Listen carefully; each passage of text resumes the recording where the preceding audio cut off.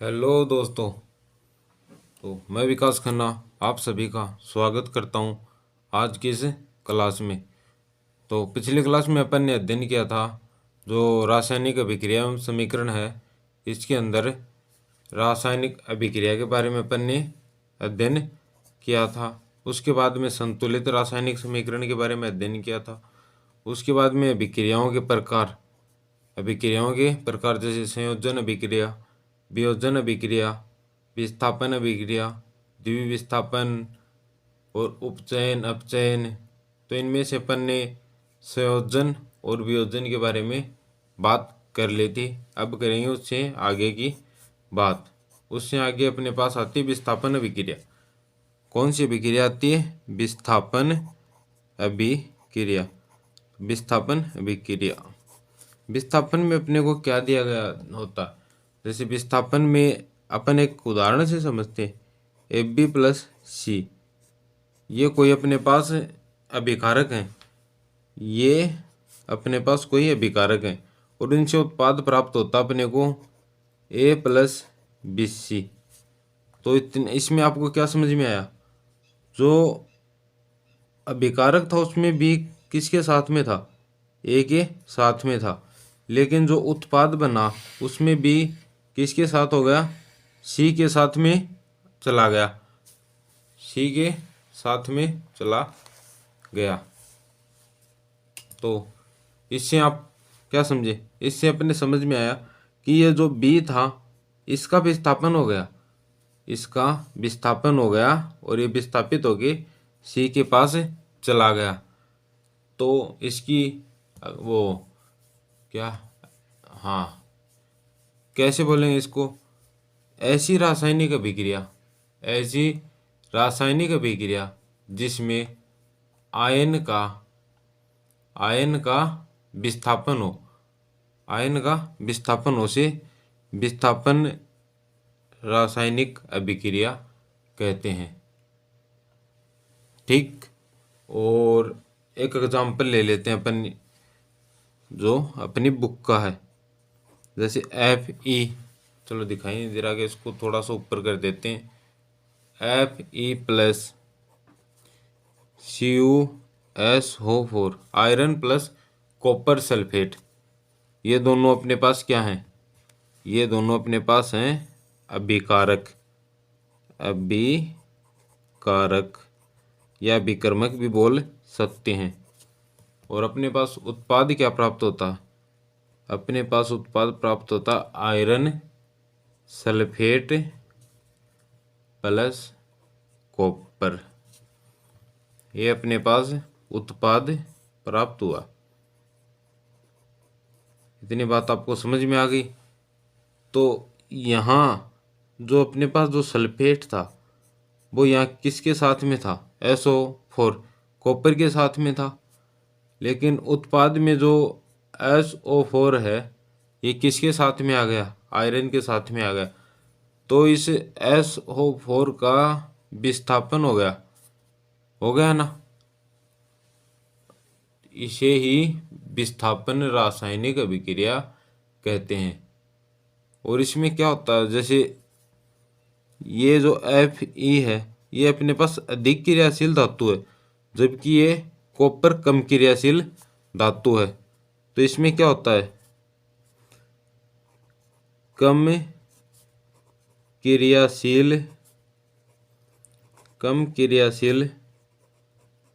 धातु अधिक क्रियाशील धातु कम क्रियाशील धातु की जगह अपन ये ले लेते हैं कम क्रियाशील यौगिक ले लेते हैं। कम क्रियाशील यौगिक अधिक क्रियाशील यौगिक की तरफ तत्व को या यौगिक को विस्थापित कर देता है। तो जैसे, अरे डायरेक्ट समझो ना, जैसे कम क्रियाशील से और जो अधिक क्रियाशील होता है उसकी तरफ विस्थापित हो जाता है, अधिक क्रियाशील की तरफ विस्थापित हो जाता है। मुख्य बात यही है इसमें, जैसे ये कॉपर कम क्रियाशील था और आयरन अधिक क्रियाशील था, तो ये SO4 कॉपर से आयरन की तरफ विस्थापित हो गया। आ गई बात समझ में आपको? नहीं आई? चलो एक और एग्जाम्पल लेके आपको और अच्छे से समझा देते हैं, क्योंकि अपने को तो जल्दी नहीं करनी है, अपने को समझना है, समझना है और समझ के ही क्वेश्चन करेंगे। जिंक कॉपर सल्फेट की अभिक्रिया करवाई, तो अपने पास मिला जिंक सल्फेट प्लस में कॉपर। तो यहाँ पर क्या है, ये जो अपने पास जिंक है ना, जिंक कॉपर से अधिक क्रियाशील है, कॉपर से अधिक क्रियाशील है, तो ये SO4 है, ये कॉपर से विस्थापित होकर जिंक के साथ में जुड़ गया और जिंक सल्फेट का निर्माण कर लिया, जिंक सल्फेट का निर्माण कर लिया। ठीक, इतनी बात समझ में आई? चलो ठीक है, तो नेक्स्ट करते हैं अपन बात, लेकिन उससे पहले आपको देख एक छोटी सी बात बता देता हूँ। कॉपर सल्फेट के विलयन का रंग हरा FeSO4, ये जो कॉपर सल्फेट है इसके जो विलयन का रंग हरा किस यौगिक के कारण होता है? इसका हरा रंग आयरन सल्फेट के कारण होता है, आयरन सल्फेट के निर्माण के कारण होता है। ठीक, अब बात करते हैं अपन द्विविस्थापन अभिक्रिया की। तो चलिए करते हैं बात।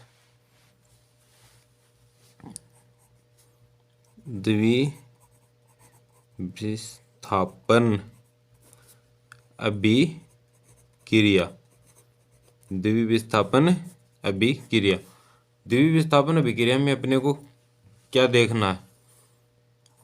जो ऊपर अपने को पास विस्थापन अभिक्रिया थी, ये जो विस्थापन अभिक्रिया थी, इसमें क्या था? इसमें यौगिक से एक तत्व का या एक आयन मान लीजिए, इसका विस्थापन हो रहा था, इसका विस्थापन यहाँ हो गया। लेकिन इस अभिक्रिया में क्या होगा, इसमें जो अभिकारक हैं और जो उत्पाद है, उन दोनों के बीच में आयनों का आदान प्रदान होगा। जैसे AB प्लस CD, ये अपने पास कोई अभिकारक है, तो अपने पास उत्पाद क्या बनेगा? अपने पास उत्पाद बनेगा AC प्लस BD, ये अपने पास उत्पाद बनेगा। तो क्या होगा, जो ये B है ये विस्थापित हो गया, ये B तो विस्थापित होके D के साथ में चला गया, और ये जो C है ये विस्थापित होके A के साथ में आ गया। तो अभिकारकों और उत्पादों के मध्य आयनों का आदान प्रदान को ही द्विविस्थापन अभिक्रिया कहते हैं। जैसे एक एग्जाम्पल लेते हैं, sodium sulphate Na2SO2 plus BaCl2 barium chloride, ये दोनों अपने पास में क्या हैं? ये दोनों अपने पास में अभिकारक हैं, अभिकारक हैं, अभिकारक। अभी ये अभिक्रिया हुई, अभिक्रिया होने के पास बाद में अपने को उत्पाद क्या प्राप्त हुआ? अपने को उत्पाद प्राप्त हुआ, सॉरी यहाँ 4 आएगा, 2 रख दिया गया, 4 sodium sulphate plus barium chloride. तो अपने पास क्या प्राप्त हुआ? Barium sulphate plus 2NaCl, sodium chloride, barium sulphate, और अपने पास ये प्राप्त हो गया उत्पाद के रूप में, अपने पास बेरियम सल्फेट और सोडियम क्लोराइड ये अपने पास प्राप्त हो गया। चलो, तो यहाँ पर अपने पास क्या था? ये जो सोडियम सल्फेट था इसके साथ में जो SO4 था वो यहाँ किसके साथ में आ गया, बेरियम के साथ में आ गया। जबकि यहाँ जो क्लोराइड था वो यहाँ सोडियम के साथ में आ गया, तो इनके मध्य आयनों का आदान प्रदान हो गया। तो इसी को ही अपन द्वितीय विस्थापन अभिक्रिया कहते हैं। चलो इसकी डेफिनेशन थोड़ी सी लिख देते हैं आपको, बाकी तो आप लिख सकते हो यहाँ समझकर, लेकिन थोड़ी सी लिख दे। ऐसी रासायनिक अभिक्रिया, ऐसी रासायनिक अभिक्रिया जिसमें अभिकारक एवं उत्पादों के मध्य आयनों का आदान प्रदान हो, द्वितीय विस्थापन दिखाई दे रहा ना आपको, द्वितीय विस्थापन अभिक्रिया कहलाती है। अरे भाई अपन ने इसमें किया ही क्या, अपन ने जो इसका आयन था उसको बेरियम के साथ में लिख दिया और इसका आयन था उसे सोडियम के साथ में लिख दिया, इतना ही किया है और इतना ही होता है इसमें।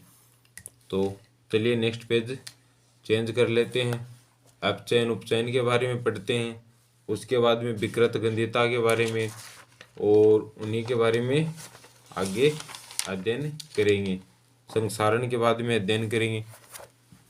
आज कोशिश ये रहेगी कि चैप्टर कंप्लीट हो जाए, इस चैप्टर को आज कंप्लीट करने का विचार है। तो चलो नेक्स्ट बात करते हैं अपन उपचयन तथा अपचयन के बारे में बात करते हैं, लेकिन उससे पहले पहले उपचयन के बारे में बात कर लेते हैं, उसके बाद में अपचयन के बारे में बात कर लेंगे। क्यों, सही रहेगा ना? तो चलिए बात करते हैं। सबसे पहले किसके बारे में बात करते हैं, उपचयन के बारे में। उपचयन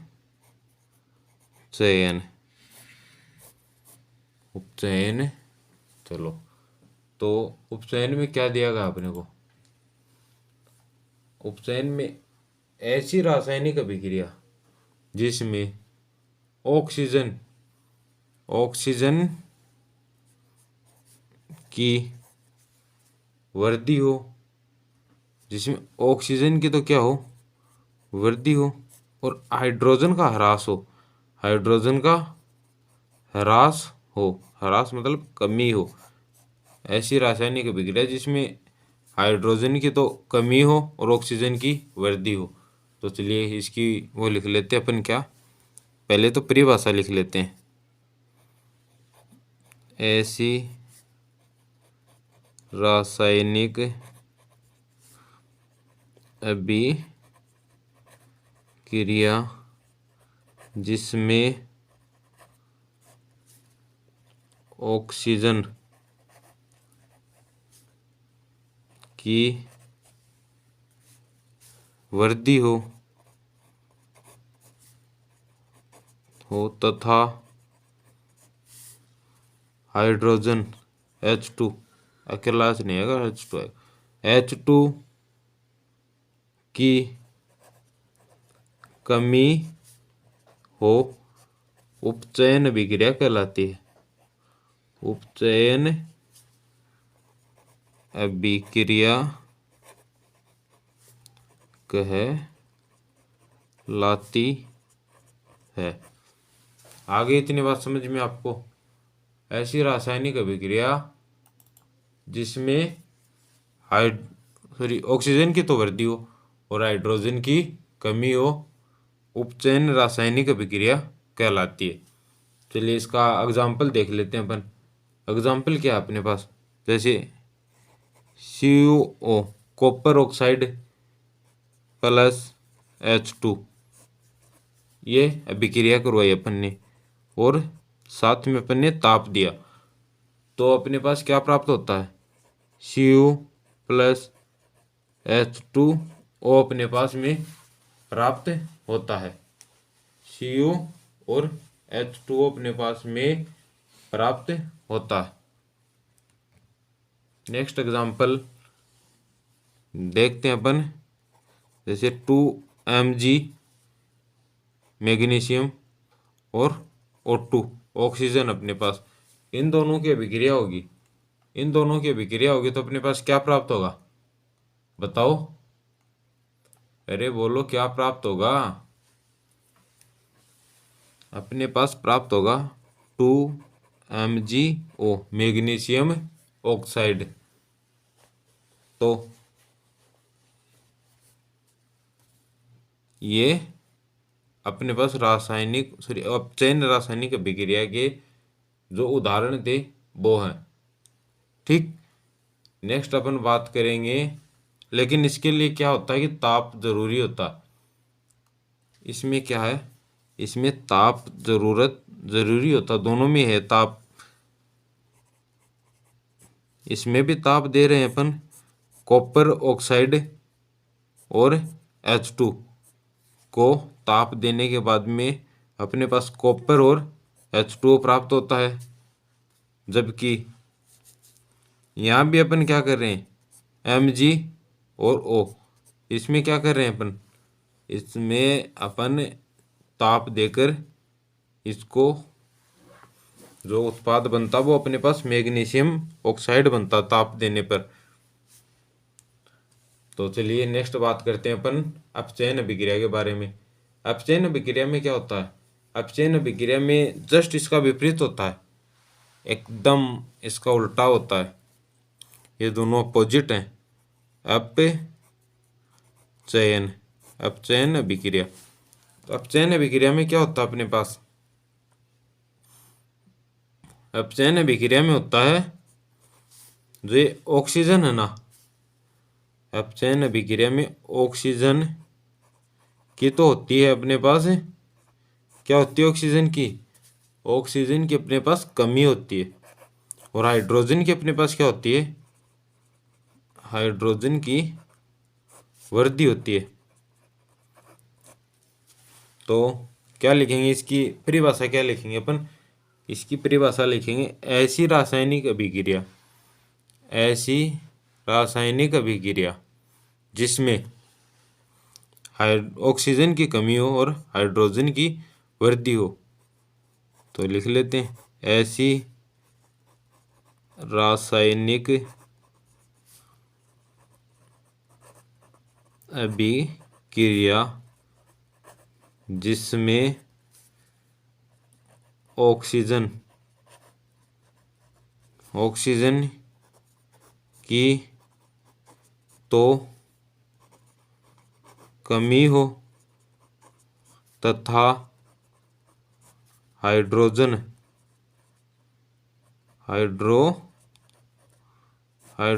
की वृद्धि हो अपचयन अभिक्रिया कहलाती है, अपचयन अभिक्रिया कहलाती है। अरे भाई समझ में आया ना आपको, समझने लायक इसमें था क्या, इसमें इतना ही तो याद रखना है कि ऐसी रासायनिक अभिक्रिया जिसमें ऑक्सीजन की क्या हो, कमी हो, और हाइड्रोजन की क्या हो, हाइड्रोजन की वृद्धि हो, वो तो अपचयन अभिक्रिया होगी, अपचयन अभिक्रिया होगी।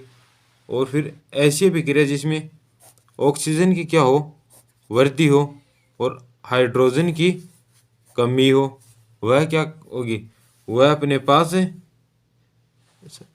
उपचयन अभिक्रिया कहलाती है। तो बस इतनी बात समझनी थी,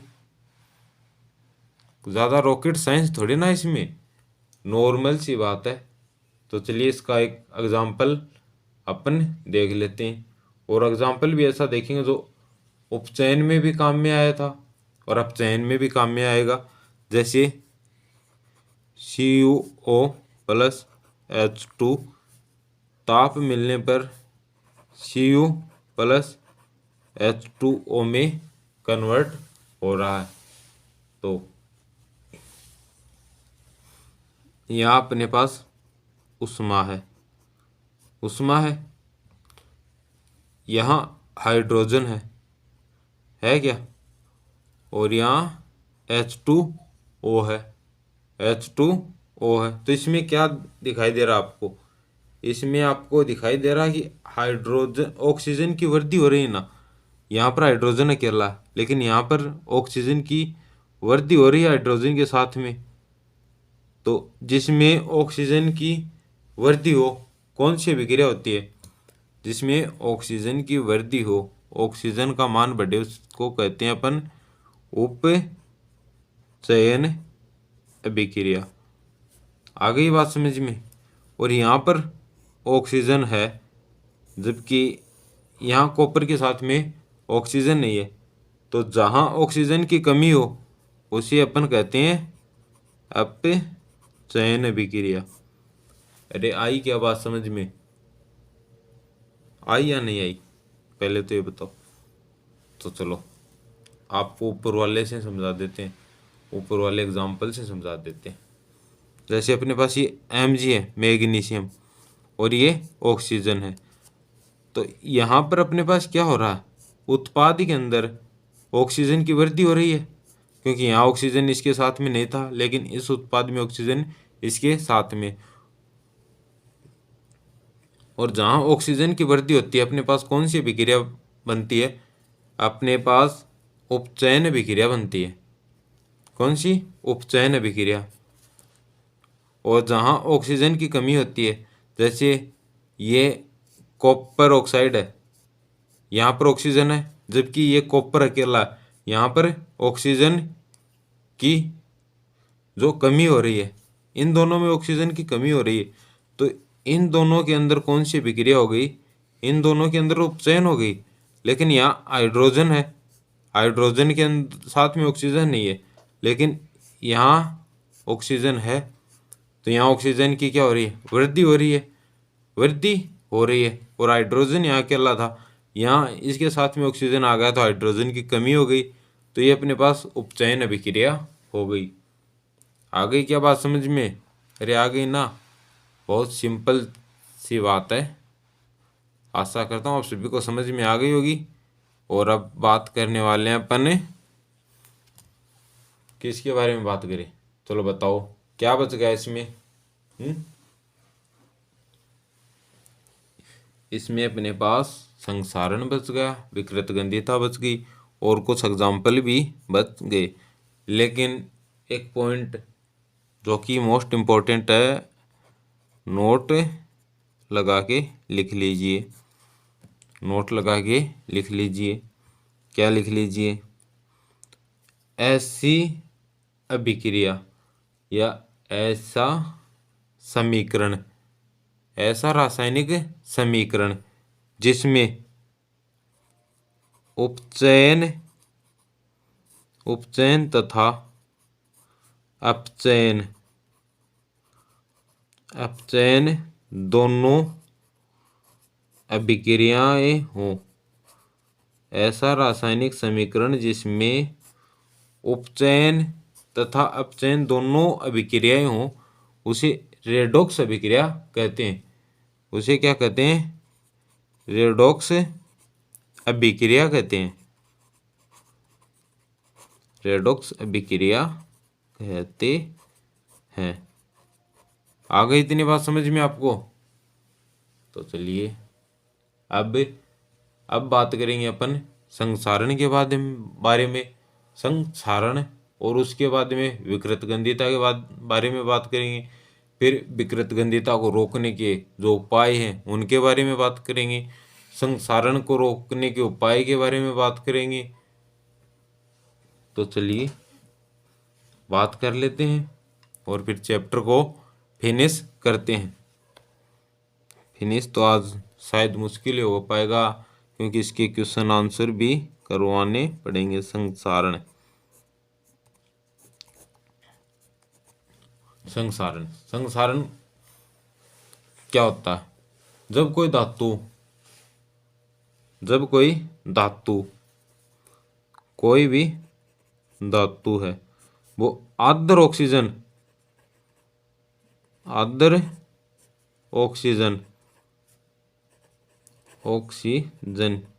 या नमी प्राप्त ऑक्सीजन के संपर्क में आती है ना, नमी प्राप्त ऑक्सीजन और अम्ल के संपर्क में आती है ना, तो उसके ऊपर एक परत बनना स्टार्ट हो जाती है।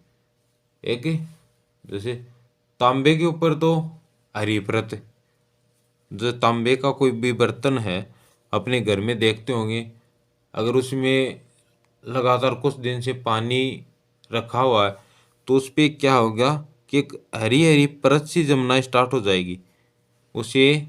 और चांदी का कोई है पात्र तो उस पर काले कलर की जैसे परत जम जाएगी, उसे ही संसारण कहते हैं। जिससे धातु की ऊपरी परत कमजोर हो जाए।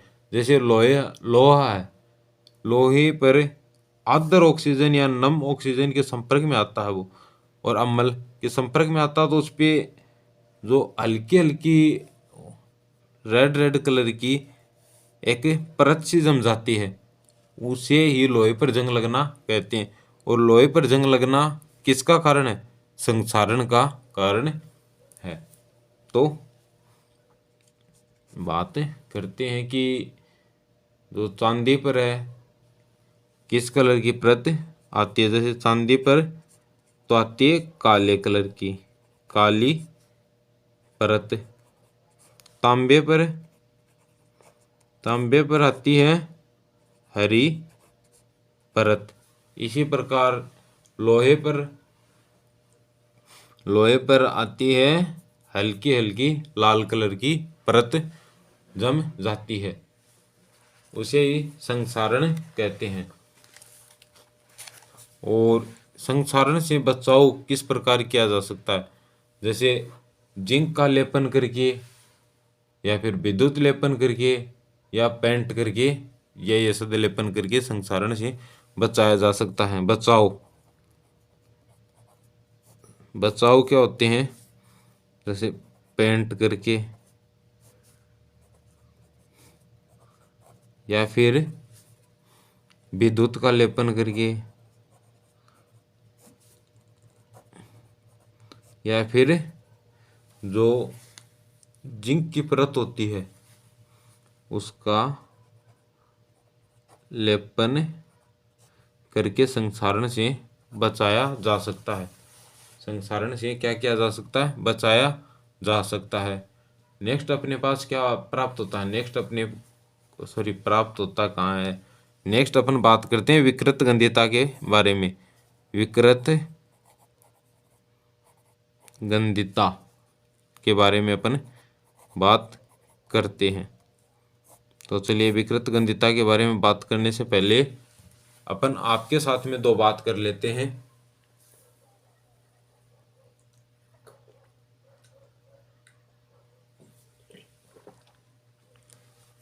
हाँ, तो पहले तो पानी पिया थोड़ा सा, अब बात करते हैं आपके साथ में।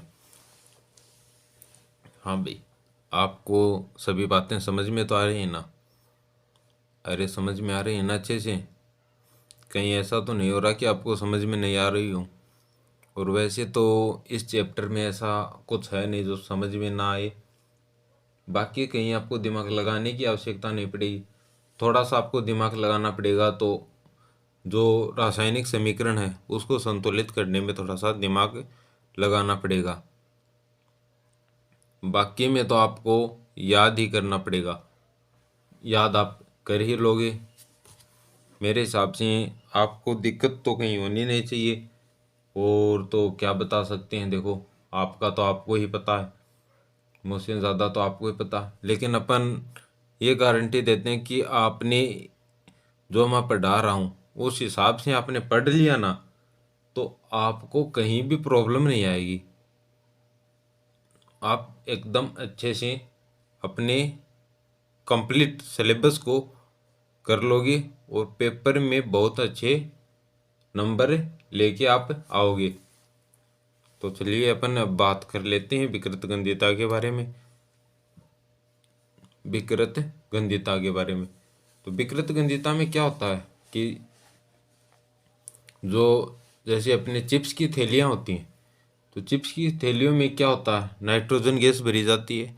जैसे कोई ये आजकल ये कुरकुरे आते हैं या फिर जो भी आता है ना, जो खाने का थैलियों में जो आता है, उनमें नाइट्रोजन गैस भरी जाती है।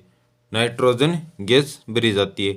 नाइट्रोजन गैस उनमें क्यों भरी जाती है, इसका कारण आप जानते हो?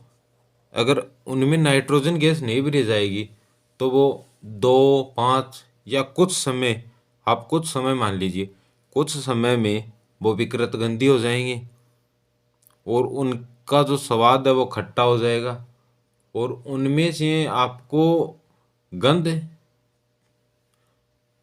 गंध आने लग जाएगी। ऐसी गंध प्राप्त होगी कि आप उनको खाने का मन नहीं करेगा, क्योंकि वो खराब हो जाएंगे, उनका स्वाद भी कड़वा हो जाएगा। तो इस चीज़ से बचने के लिए जो थैलियाँ होती हैं उनमें कौन सी गैस, जो चिप्स वगैरह कुरकुरों की थैलियाँ होती हैं उनमें नाइट्रोजन गैस भरी जाती है। नाइट्रोजन गैस से क्या होता है कि जो उनके अंदर जो पदार्थ डाला जाता है या जो भी कुछ डाला जाता है वो खराब नहीं होता, उसका स्वाद परिवर्तित नहीं होता।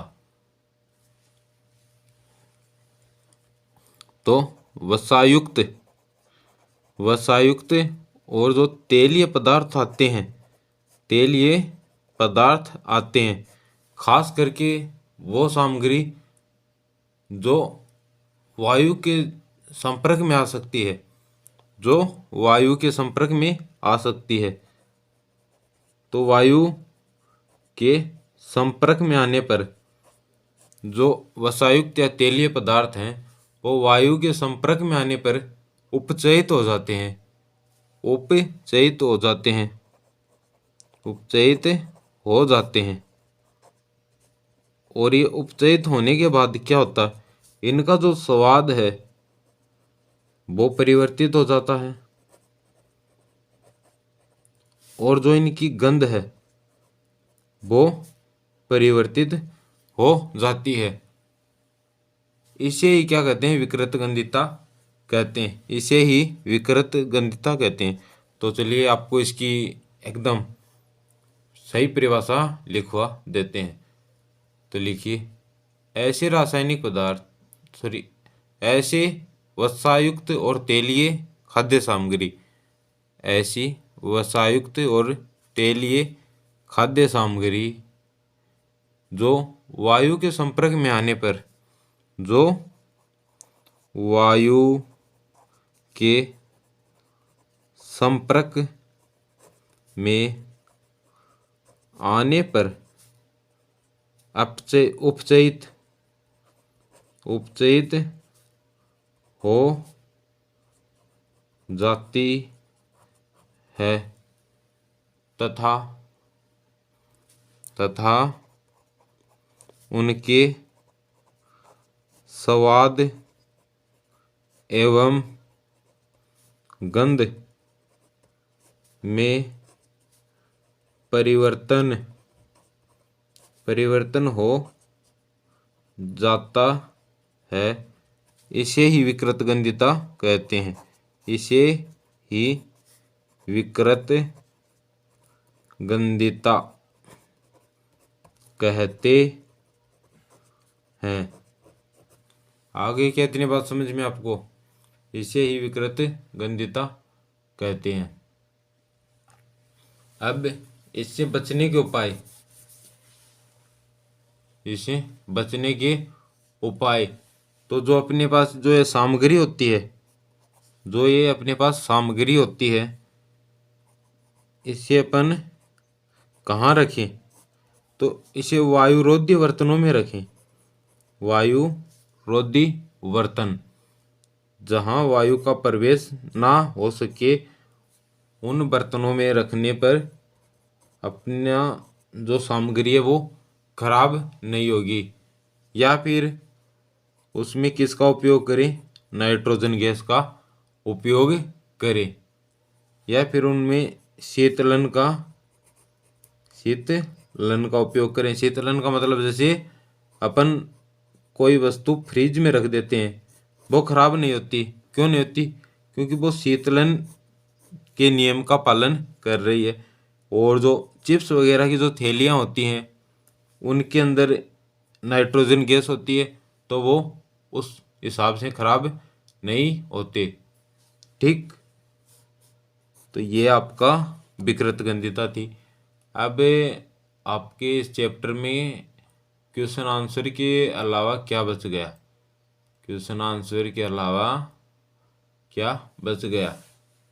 क्वेश्चन आंसर के अलावा अपने पास, चलो आपको एक दो अभिक्रिया बताते हैं।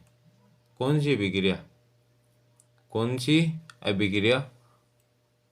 उष्मा क्षेपीय अभिक्रिया। आता है ना ये? तो चलो, उष्मा क्षेपीय अभिक्रियाएं कौन सी होती हैं? उष्मा क्षेपीय अभिक्रियाएं कौन सी होती हैं? ऐसी रासायनिक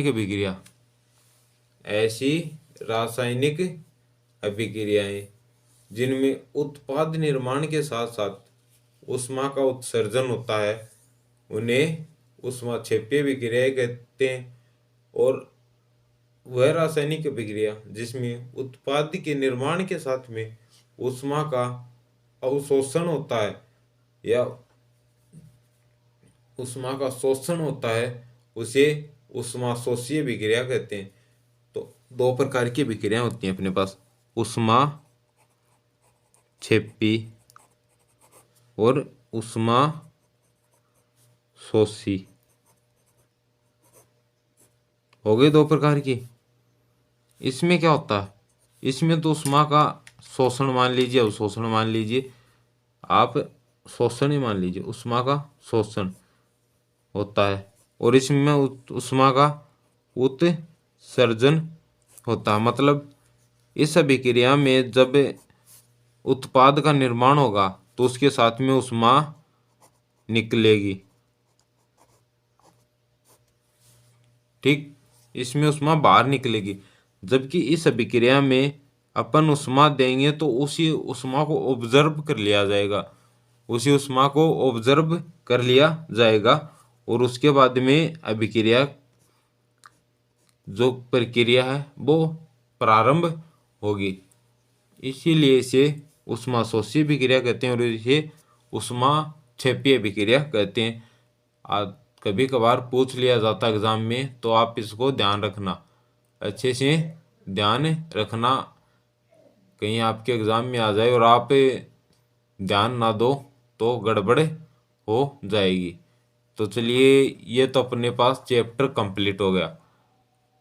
चैप्टर अपने पास ये कंप्लीट हो गया। अब इस चैप्टर के अपने पास क्या बचते हैं? इस चैप्टर के अपने पास बचते हैं क्वेश्चन आंसर। क्वेश्चन आंसर में आप क्या करोगे? क्वेश्चन आंसर में आप ध्यान देना, सबसे पहले तो जो अपन ने संतुलित रासायनिक समीकरण पढ़ा था ना, उसके ऊपर ध्यान देना, उसके ऊपर ध्यान देना। संतुलित रासायनिक समीकरण, उससे क्वेश्चन आने का 100% चांस है। संतुलित रासायनिक समीकरण, एक तो इससे क्वेश्चन आ सकता है। एक जो अपने पास अभिक्रियाओं के प्रकार हैं, अभिक्रियाओं के प्रकार है, कौन कौन से प्रकार की अभिक्रिया हैं? जैसे संयोजन अभिक्रिया, वियोजन अभिक्रिया, विस्थापन अभिक्रिया, द्विविस्थापन अभिक्रिया, और कौन सी थी? विस्थापन हो गई, द्विविस्थापन हो गई, संयोजन हो गई, वियोजन हो गई। जैसे उष्माक्षेपी, उष्माशोषी, इनका तो ज़्यादा नहीं आएगा, लेकिन फिर भी ध्यान रखना। उपचयन, अपचयन, इससे भी क्वेश्चन आने की संभावना है। कहीं आपको पूछ ले कि ये रासायनिक जो समीकरण देके पूछ लिया कि इसमें कौन सी रासायनिक अभिक्रिया उपचयन है या अपचयन, तो ऐसे भी क्वेश्चन आ सकता है। या फिर जो अपने पास विकृत गंधिता है उसमें बचाव के उपाय पूछ ले सकता है। या फिर ये पूछ सकता कि जो विकृत गंधिता का कारण क्या है, वो पूछ सकता है। तो विकृत गंधिता का कारण क्या है? जो खाद्य पदार्थ हैं जैसे वसायुक्त या तेलीय पदार्थ हैं, वो वायु के संपर्क में आने पर उनका जो स्वाद है और गंध है वो अपचयित हो जाती है, यही विकृत गंधिता का कारण है। या फिर अपने से पूछ सकता संक्षारण के बारे में, संक्षारण से बचाव के कारण वो उपाय पूछ सकता है। तो बचाव कैसे करते हैं? पेंट करके, विद्युत का लेपन करके, इस प्रकार से अपन बचाव कर सकते हैं। और क्या पूछ सकता है अपने पास में? और कौन सा टॉपिक बच गया? और कौन सा बच गया? शायद जहाँ तक मुझे लगता है कि सभी आ गए हैं। तो चलिए आज की क्लास को यहीं समाप्त करते हैं। और हाँ, एक पॉइंट, श्वसन किस प्रकार की अभिक्रिया है? जो अपन ऑक्सीजन लेते हैं श्वसन के रूप में, वो किस प्रकार की अभिक्रिया है? संयोजन है, वियोजन है, ऊष्माक्षेपी है या ऊष्माशोषी है? कौन सी अभिक्रिया है? कौन सी अभिक्रिया? तो श्वसन अपने पास में जो श्वसन लेते हैं अपन, जो सांस लेते हैं, वो ऊष्माक्षेपी अभिक्रिया है, वो ऊष्माक्षेपीय अभिक्रिया है। और आलू के चिप्स के पैकेट में नाइट्रोजन गैस क्यों भरी जाती है? ये आपको बताया था, अभी अभी बताया था कि जो आलू चिप्स के जो पैकेट होते हैं उनमें नाइट्रोजन गैस क्यों भरी जाती है? उनमें नाइट्रोजन गैस, उनको विकृत गंधिता से बचाने के लिए नाइट्रोजन गैस का उनमें नाइट्रोजन गैस भरी जाती है उनमें विकृत गंधिता से बचाने के लिए। वायु के संपर्क में आने पर कॉपर के बर्तन की चमक क्यों चली जाती है? कॉपर के बर्तन की चमक क्यों चली जाती है? आपको पीछे लिखाया था क्या? लिखाया था? अरे ध्यान दीजिए, आपको पीछे लिखाया था ना कि जो कॉपर का जो बर्तन है उसके ऊपर किसकी परत चढ़ जाती है? किसकी परत चढ़ जाती है? जो ये संक्षारण है, संक्षारण होता है उसकी जो परत है, या फिर उस पे जो काले रंग की या हरे रंग की या उस पे जो जंग लगता है, उनमें से किसी एक के कारण उसके ऊपर जो चमक है वो चली जाती है, वो चमक चली जाती है। तो कॉपर किसे बोलते हैं अपन?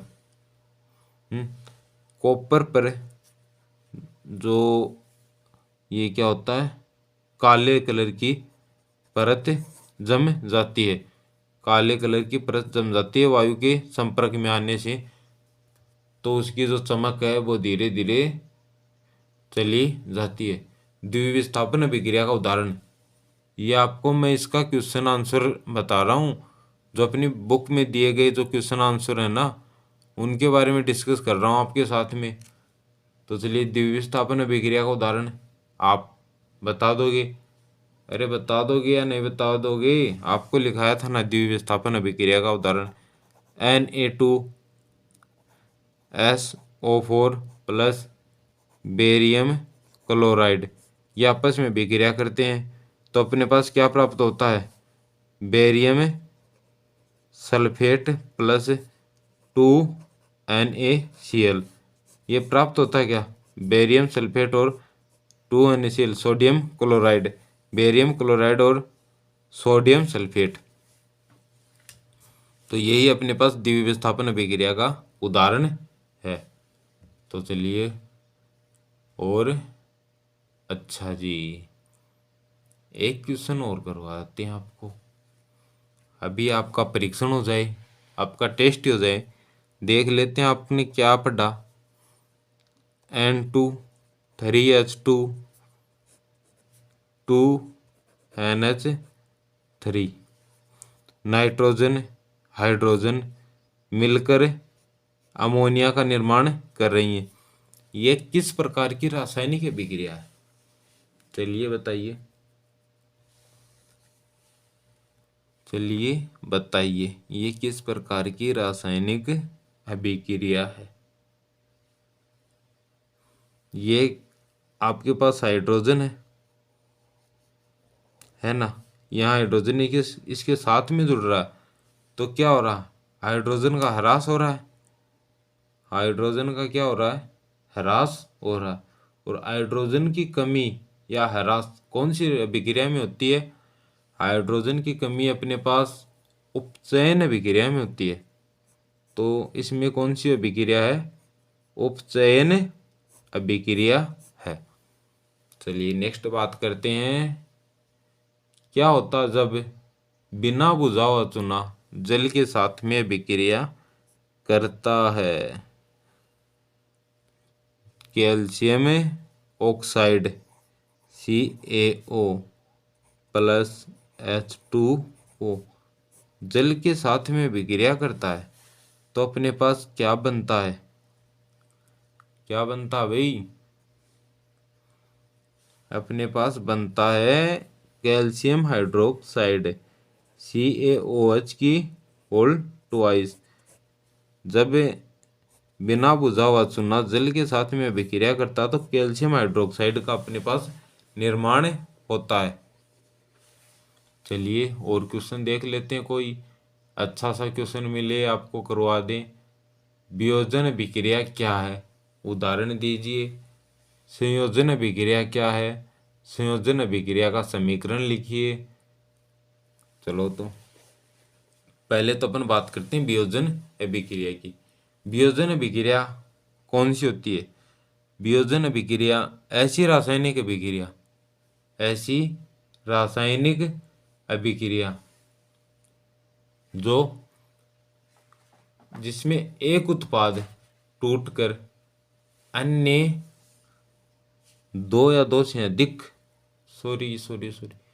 वह रासायनिक अभिक्रिया जिसमें एक अभिकारक टूटकर या विघटित होकर दो अन्य या दो से अधिक उत्पादों में परिवर्तित हो जाता है।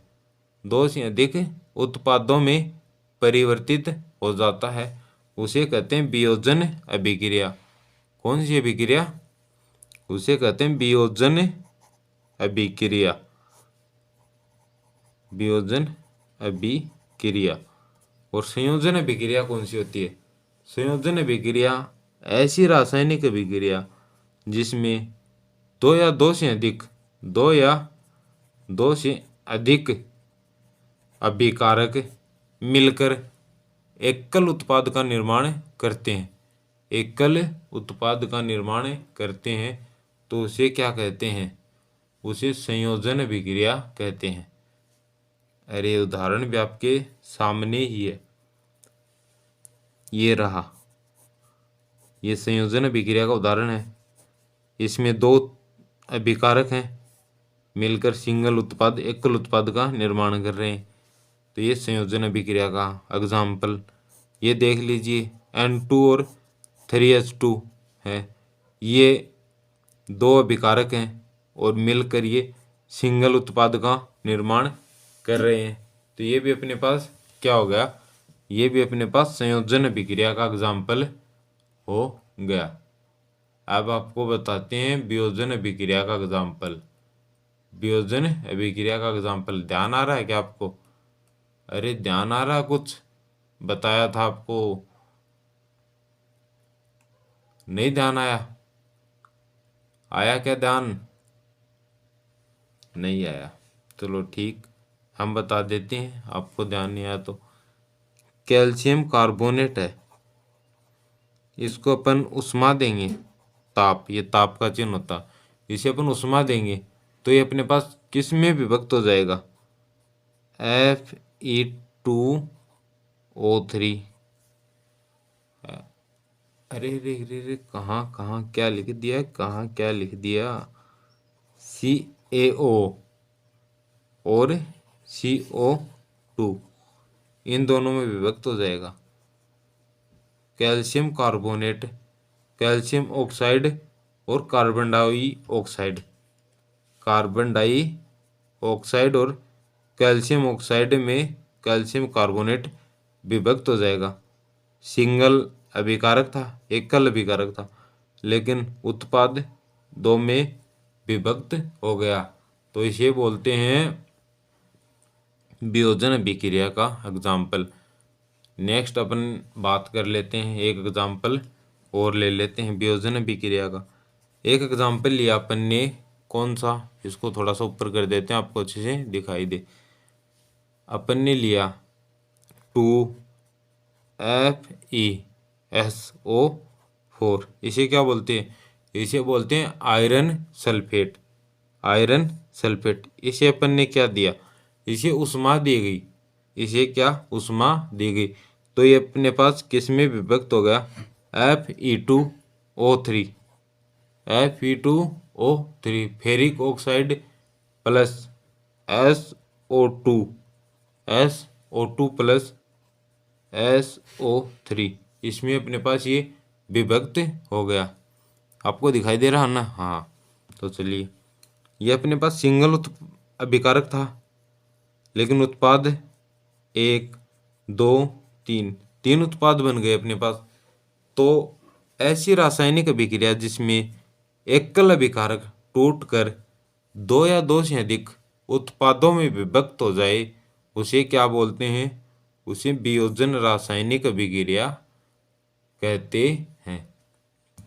आगे बात समझ में, अरे आगे ना, तो चलिए एक या दो कोई और क्वेश्चन देखते हैं जो अच्छा सा हो और आपको बता दें। वैसे तो आपको लगभग क्वेश्चन बता दिए हैं। हाँ, ये क्वेश्चन दे रखा आपको, विकृत गंधिता क्या है, विकृत गंधिता को रोकने के 2 उपाय बताइए। रासायनिक अभिक्रिया के प्रकार लिखिए। तो रासायनिक अभिक्रियाएं कितने प्रकार की होती हैं, रासायनिक अभिक्रियाएं कितने प्रकार की होती हैं, संयोजन अभिक्रिया, वियोजन अभिक्रिया, विस्थापन अभिक्रिया, द्वितीय विस्थापन अभिक्रिया, उपचयन अभिक्रिया और अपचयन अभिक्रिया, यही रासायनिक अभिक्रियाएं हैं। ऊष्माक्षेपी रासायनिक अभिक्रिया नहीं है। ऊष्माक्षेपी तो उसका प्रकार है, जैसे ये अभिक्रिया है, इसमें अगर ऊष्मा का उत्सर्जन हो रहा ना तो इसे ऊष्माक्षेपी बोल देते हैं, और ऊष्मा का अवशोषण हो रहा है तो ऊष्मा शोष्य अभिक्रिया बोल देते हैं। वैसे प्रकार नहीं, प्रकार तो यही है, संयोजन, वियोजन, विस्थापन, द्वितीय विस्थापन और उपचयन और अपचयन, यह तो अभिक्रियाओं के प्रकार हैं। और नेक्स्ट क्या था, नेक्स्ट था विकृत गंधिता। तो विकृत गंधिता क्या है, अभी आपको बताया था, जो तेलीय पदार्थ हैं, जो वसायुक्त या तेलीय पदार्थ हैं, वो वायु के संपर्क में आते हैं ना, तो उनका जो स्वाद है, अपचयित होने के कारण जो स्वाद है और जो गंध है वो परिवर्तित हो जाती है, उसे ही विकृत गंधिता कहते हैं। उसे ही क्या कहते हैं, विकृत गंधिता कहते हैं। विकृत गंधिता को रोकने के 2 उपाय, तो 2 उपाय क्या लिखेंगे, जैसे अपने पास चिप्स वगैरह की जो थैलियाँ हैं उनमें अपन किसका उपयोग करेंगे, नाइट्रोजन गैस का उपयोग करेंगे। जो अपने पास सामग्री है उसको वायुरोधी बर्तनों में रखेंगे, ऐसे बर्तन में उसको रखेंगे जहाँ वायु का निकास ना हो सके, जहाँ वायु प्रवेश ना कर सके, ऐसे बर्तनों में रखेंगे। या फिर उसमें शीतलन का प्रयोग करेंगे, शीतलन मतलब फ्रिज में रख देंगे, फ्रिज में रखने पर वो खराब ना हो पाएंगी। आ गई बात समझ में, 2 पूछे हुए, 3 आपको बता दिए। एक तो वायुरोधी बर्तनों में रखना, एक नाइट्रोजन का उपयोग करना, एक शीतलन का उपयोग करना। संक्षारण को बढ़ावा देने वाली 2 शर्तों के बारे में लिखिए। संक्षारण को बढ़ावा देने वाली 2 शर्तों के बारे में लिखिए। तो जब कोई धातु वायुमंडल में उपस्थित, कोई भी धातु है जो वायुमंडल में उपस्थित आर्द्रता एवं अम्ल के संपर्क में आती है तो उसके सतह पर एक परत चढ़ जाती है, इस प्रक्रिया को संक्षारण कहते हैं। इस प्रक्रिया को क्या कहते हैं? संक्षारण कहते हैं। और जो अपने पास कॉपर है या फिर कॉपर कार्बोनेट है, उस पे हरे रंग की परत चढ़ जाती है। लोहे पर हल्की हल्की जो लाल लाल कलर की जो परत चढ़ जाती है, जिसे जंग लगना कहते हैं, तो वो परत चढ़ जाती है। अच्छा जी, तो और कोई क्वेश्चन है क्या? देखते हैं। अच्छा जी, उपरोक्त जिंक धातु की पट्टी पर कॉपर सल्फेट को रखने से क्या परिवर्तन होता है? रेडॉक्स अभिक्रिया से आपका क्या अभिप्राय है? रासायनिक अभिक्रिया का उदाहरण देकर समझाइए। हाँ जी, एक अपने पास क्वेश्चन आया इम्पोर्टेंट रेडॉक्स अभिक्रिया के बारे में। रेडॉक्स अभिक्रिया से आप क्या समझते हैं? तो आपको ध्यान होगा रेडॉक्स अभिक्रिया किसे कहते हैं? ऐसी रासायनिक अभिक्रिया जिसमें अपचयन अभिक्रिया तथा उपचयन अभिक्रिया दोनों साथ साथ हों, उसे क्या कहते हैं? उसे रेडॉक्स अभिक्रिया कहते हैं। ऐसी रासायनिक अभिक्रिया या ऐसा रासायनिक समीकरण जिसमें जिसमें क्या हो? अपचयन और उपचयन दोनों अभिक्रियाएं साथ साथ हों, उसे क्या कहते हैं? उसे कहते हैं रेडॉक्स अभिक्रिया। चलिए एक एग्जाम्पल से आपको समझाते हैं। CuO प्लस H2O, पहले लिया वही एग्जाम्पल है, Cu प्लस H2O। अगर यहाँ पर हाइड्रोजन की स्थिति देखें और यहाँ पर देखें तो अपने पास क्या हो रहा? अपने पास यहाँ पर क्या हो रहा है? इनमें अपने पास ऑक्सीजन की वृद्धि हो रही है क्या? गौर से देखो, अपने पास क्या हो रहा? अपने पास ऑक्सीजन की वृद्धि हो रही है ना। यहाँ H2 अकेला है और यहाँ पर H2O है, तो ऑक्सीजन की अपने पास वृद्धि हो रही है या नहीं हो रही? हो रही है। तो इसे क्या बोलते हैं अपन? इसे बोलते हैं उपचयन अभिक्रिया। उपचयन अभिक्रिया। जबकि CuO और कॉपर, इसमें अपने पास ऑक्सीजन की क्या हो रही है? कमी हो रही है। कमी हो रही है, तो इसे बोलते हैं अपचयन अभिक्रिया। जहाँ ऑक्सीजन की वृद्धि हो और हाइड्रोजन का ह्रास हो, वहाँ तो उपचयन अभिक्रिया होगी। और जहाँ ऑक्सीजन की कमी हो और हाइड्रोजन की वृद्धि हो, लेकिन यहाँ हाइड्रोजन की वृद्धि तो खैर नहीं हो रही इसमें, लेकिन ऑक्सीजन की कमी तो हो रही है। ऑक्सीजन की कमी तो हो रही है, तो इसे बोलते हैं अपचयन अभिक्रिया।